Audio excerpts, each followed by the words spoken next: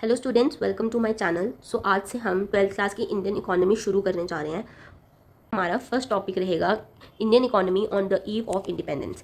इसमें हमने देखना है कि कैसे कैसे इंडियन इकोनॉमी में डिफरेंट सेक्टर्स में इफेक्ट पड़ा था ब्रिटिश रूल के आने के बाद। जैसे वॉर ऑफ पासले हुई थी 1735 में, उसकी वजह से जो ब्रिटिश रूल है वो इंडिया में आना स्टार्ट हुआ था। पहले स्टार्ट कर रहे हैं कि कैसे ब्रिटिश रूल ने इंडियन इकोनॉमी को इफेक्ट किया था। Equal exploitation of agriculture sector.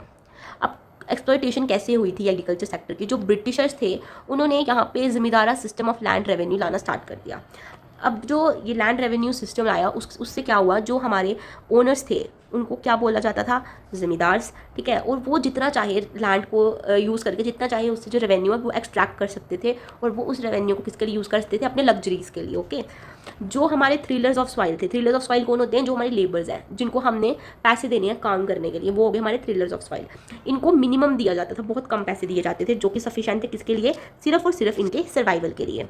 इनको कोई भी सरप्लस मतलब कोई भी एक्स्ट्रा अमाउंट नहीं दिया जाता था अपनी लग्जरीज इंजॉय करने के लिए। जो ज़मींदार थे ये क्या करते थे? अपने रेवेन्यू को एक तो अपनी लग्जरीज़ के लिए यूज़ करते थे, सेकेंडली वो एक उससे क्या करते थे? वो रेवेन्यू देते थे किसको? गवर्नमेंट को देते थे। जो टाइम की ब्रिटिश गवर्नमेंट है ना, उसको वो रेवेन्यू देते थे ताकि वो उनको परेशान ना करें। समझ आई आपको ये बात? तो इस तरीके से उन्होंने इसको एक्सप्लॉइट किया था एग्रीकल्चर सेक्टर को। बेसिकली उन्होंने एग्रीकल्चर सेक्टर में क्या किया? उन्होंने ज़मींदारा सिस्टम लाया, जिसकी वजह से जो अपने ज़मींदार थे वो क्या करते थे? अपना रेवेन्यू मैक्सिमम कमाते थे, जिससे वो अपनी लग्जरीज इंजॉय करते थे, और लेबर्स को वो बहुत कम minimum level subsistence level of income देते थे, जिससे सिर्फ उनका खाना पीना वगैरह हो पाता था। और ज़मींदार अपने आप को एक्सप्लॉइट करने से कैसे बचा रहे थे कि वो उनको बदले में ब्रिटिशर्स को एक फिक्स अमाउंट ऑफ इनकम दे देते थे अपने रेवेन्यू से। ओके, इस तरीके से उन्होंने एग्रीकल्चर सेक्टर को एक्सप्लॉइट किया। अब इंडस्ट्रियल सेक्टर में उन्होंने कैसे एक्सप्लॉइटेशन की? आपको पता है कि उस टाइम पे इंडियन हैंडीक्राफ्ट की डिमांड सबसे ज़्यादा थी, क्योंकि वो सबसे ज़्यादा फेमस और प्रिवलेंट माना जाता था उस टाइम पे। अब ब्रिटिशर्स ने क्या किया? जो हमारा हैंडीक्राफ्ट बाहर जाता था उस पर उन्होंने हैवी ड्यूटी इंपोज कर दी। जब उन्होंने उस पर हैवी ड्यूटी इंपोज कर दी, मतलब वो कॉस्टली हो गया। कॉस्टली हुआ तो क्या हुआ? हमारी फॉरेन डिमांड कम होने स्टार्ट हो गई।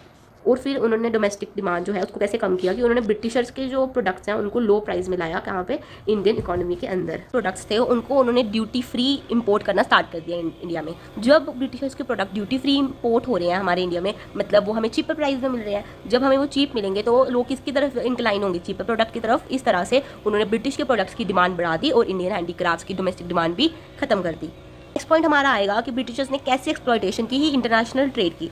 उन्होंने क्या किया? उन्होंने एक डिस्क्रिमिनेटरी टैरिफ पॉलिसी जो है वो अडॉप्ट की। अब हमारी डिस्क्रिमिनेटरी टैरिफ फ्री पॉलिसी क्या है? इसमें क्या है कि ड्यूटी फ्री एक्सपोर्ट कर रहे थे हम किसका? रॉ मटेरियल का, ताकि जो इंडस्ट्रियल की नीड है ब्रिटेन में उसको हम फुलफिल कर सकें।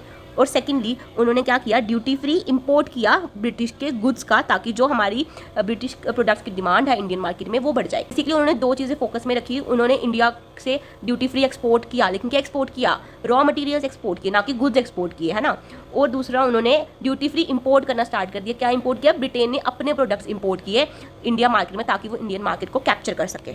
इस तरीके से उन्होंने जो डोमेस्टिक हमारी डिमांड थी उसको भी इफेक्ट किया, और ब्रिटिश का जो मार्केट है वो यहाँ पे अच्छा इस्टेब्लिश होने स्टार्ट हो गया।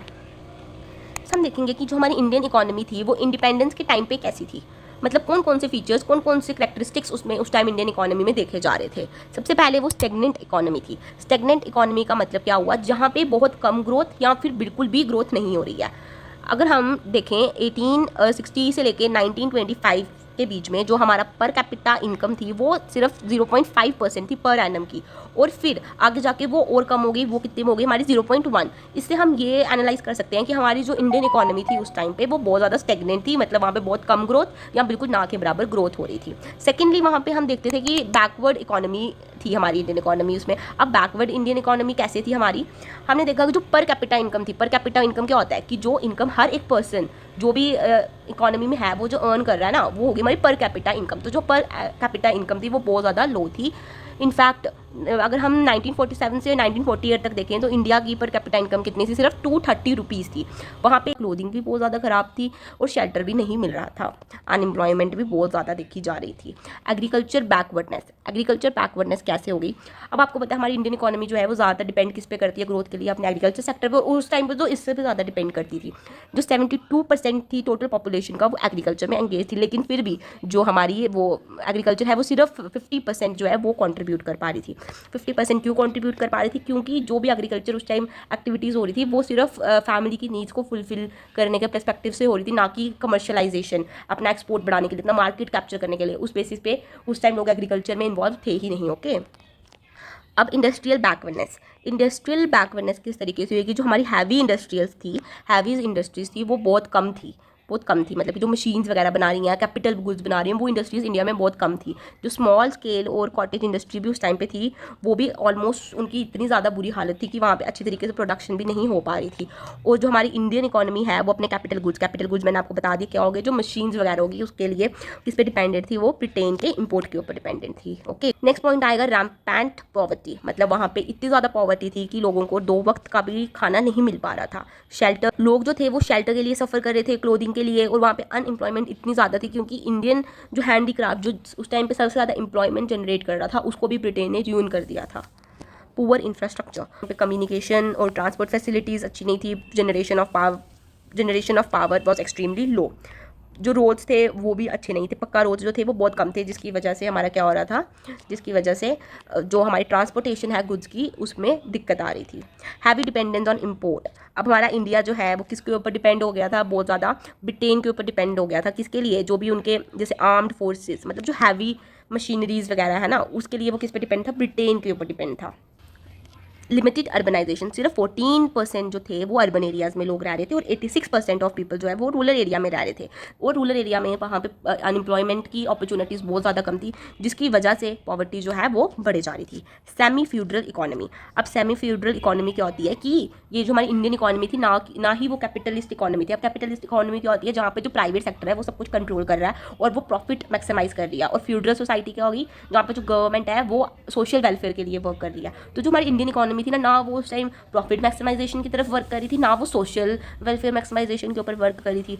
वहाँ पे ये था कि सिर्फ जो अपना उस टाइम ये प्रेवलेंट था कि यहाँ पे सिर्फ एक्सप्लॉयटेशन हो रही थी और हमारा जो प्रोडक्टिविटी है वो बहुत ज़्यादा कम हो रही थी, क्योंकि जो ब्रिटेन है वो ना ही सोशल वेलफेयर के लिए काम करने दे रहा था और ना ही वो प्राइवेट सेक्टर को इतना फ्लरिश करने दे रहा था कि हमारी जो जीडीपी है वो हमारी बढ़ सके। जैसे हमने देखा पहले कि उन्होंने ज़मींदारा सिस्टम जो है वो ला दिया था इंडियन इकोनॉमी के अंदर, है ना। क्लोनिकल इकोनॉमी। अब क्लोनिकल इकोनॉमी वो इकोनॉमी होती है जिसके ऊपर एक बड़ी इकोनॉमी, जैसे कि उस टाइम पे ब्रिटेन इकोनॉमी थी, वो एक लार्ज इकोनॉमी थी, जब वो किसी के ऊपर रूल करती है तो वो हो जाती है हमारी क्लोनिकल इकोनॉमी। तो हमारी इंडिया जो थी वो उस टाइम क्लोनिकल इकोनॉमी थी, जो ब्रिटेन है वो जो है वो उसको पूरे तरीके से रूल करती थी। अब हम देख रहे हैं कि जो ब्रिटेन गवर्नमेंट थी उन्होंने डोमेस्टिक इंडस्ट्रीज़ को बिल्कुल ख़राब कर दिया था। जो इंडियन इकोनॉमी थी उसको सिर्फ एक सोर्स बना दिया रॉ मटेरियल का। सिर्फ एक्सपोर्ट हम वहाँ पे तब क्या कर रहे थे, सिर्फ रॉ मटेरियल एक्सपोर्ट कर रहे थे, इंपोर्ट हम करते थे ब्रिटेन के प्रोडक्ट्स। तो उसने क्या बना दिया, इंडिया को सिर्फ एक major source of raw material या फिर exporter of raw material. Atrocities were committed on the Indian artisans. मतलब इल ट्रीटमेंट कर रहे थे वो आर्टिसंस जो हमारे थे, उनके साथ वो इल ट्रीटमेंट कर रहे थे, जिसकी वजह से वो इतना ज़्यादा फोर्स हो गए कि उनको अपनी इंडस्ट्रीज ही बंद करनी पड़ी और हमारा इंडियन हैंडीक्राफ्ट है जो वो आहिस्ता आहिस्ता ख़त्म होना स्टार्ट हो गया। आई होप आपको ये सब समझ आए हो। बेसिकली हमने इस वीडियो में क्या हमने समराइज़ किया कि इंडियन इकोनॉमी जो है वो किस सेक्टर पे सबसे ज़्यादा असर पड़ा था, ब्रिटिश को। हमने इसमें देखा कि हमारी जो इंडियन इकोनॉमी थी वो किस तरीके की थी उस टाइम पे। जैसे हम देखा स्लो ग्रोथ हो रही थी, बहुत ज़्यादा पॉवर्टी थी, अनएम्प्लॉयमेंट थी, ये सब हमने इस वीडियो पर डिस्कस किया है। अब नेक्स्ट वीडियो में हम करेंगे हर एक पर्टिकुलर सेक्टर की, जैसे इंडस्ट्रियल सेक्टर को कैसे इम्पैक्ट किया है ब्रिटिश गवर्नमेंट ने, एग्रीकल्चर सेक्टर को, डेमोग्राफिक एरिया में क्या क्या इम्पैक्ट पड़ा है ब्रिटिश गवर्नमेंट का यहाँ पे आने की वजह से, वो सब हम नेक्स्ट वीडियो में एनालाइज करेंगे। अगर आपको मेरी ये वीडियो पसंद आई है so please like share and comment and stay updated for next video. Thank you for watching.